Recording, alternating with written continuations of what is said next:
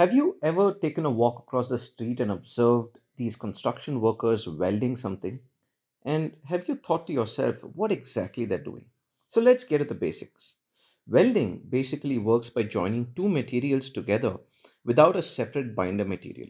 Unlike brazing and soldering, which use a binder that has a lower melting point, welding joins the two workpieces directly together.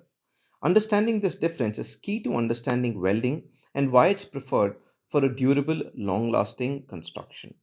The basic purpose of welding is to join these elements, and welders typically work with metal or thermoplastic and use durable filler material to bind them together.